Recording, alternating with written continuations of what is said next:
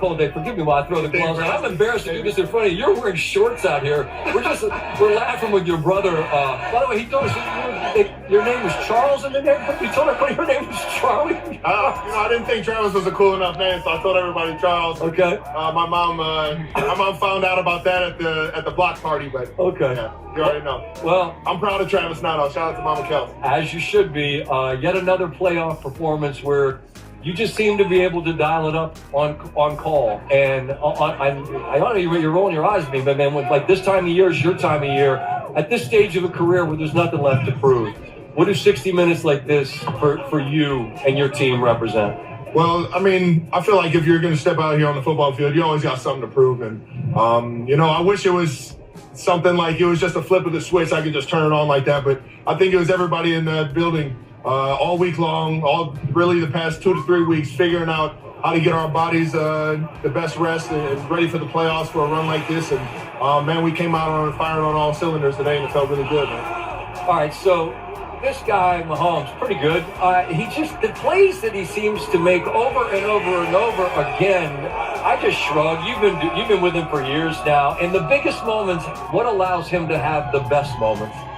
Man, I'll tell you what, man, he puts in so much work, man, from the mental aspect throughout the week. Mm-hmm. And then on top of that, while we're out on the field, he makes sure he gets all the throws. And I try and match that energy for him and try and be there for him at all the time because it's Patrick Mahomes, man. Anything can happen at any point in time.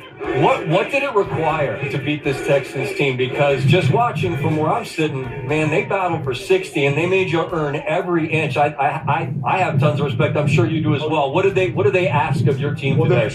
They're extremely tough individuals, and when they play together like that, it can be really hard to beat. And I think that has a lot to do with their head coach and just how that trickles down with the leadership and the mentality. Right. They got a great quarterback, man. I think CJ is going to be unbelievable throughout the rest of his career and really take the bull by the horns. But I think tonight, man, Arrowhead was rocking so much that we just had a little bit more energy, baby. Yeah, the Kingdom. We talked about it when we visited with you early this year on a trip out here. I mean, we've been here now 3 times, and now it's the middle of January. It's freezing cold, and there's only 120 more minutes of football left for anybody. And so now we can narrow this down, right? When we're talking early in the season, that's way down the road. But, like, they're chanting three-peat.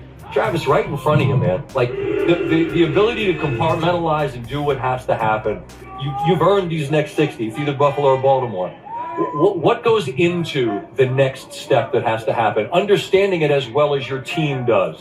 Well, in the playoffs, everything gets faster and everything gets, a little bit more physical as you get along, as you get further along in the playoffs. So the AFC Championship is always going to be one of the biggest challenges that you ever have.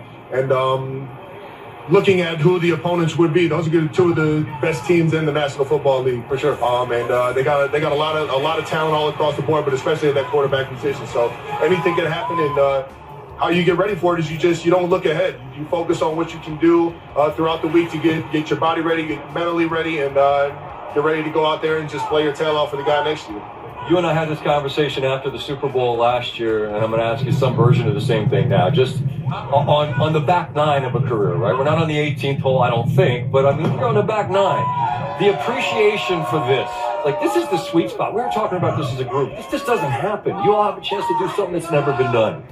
How do you remind yourself to remain in this moment right now and appreciate what this is that you all are doing, because it potentially has never been done before? I think we're fortunate that we got a lot of great character guys in the building. I think Brett Beach, Clark Hunt, and Coach Reed has done an unbelievable job of bringing in the right people with the right mentality to not get too complacent. And on top of that, as the years have gone on, we only got here by focusing on the task at hand. And right now, this win was great. We're going to enjoy this one tonight, but the task at hand is going to be that AFC Championship. You don't get a 3-peat by looking past that. I know that you sat with Boomer and you looked at the numbers, and I mean, you realize you only trail Jerry Rice in terms of yards receiving and touchdowns in the postseason. I mean, like the kid and back on the Heights, it's a crazy feeling, man. But it's the truth. I mean, I must be. You know what? You should talk about that with your brother on your podcast. I don't want to milk all this good content. Your brother would get after me if I don't do that. Hey, I appreciate you taking the time to visit. You're the best, big guy. Shout out to Jerry too, man. Travis Kelce, his best performance of the season when they needed it most. It's what he does. It's what they do. And the Chiefs move on 23-14.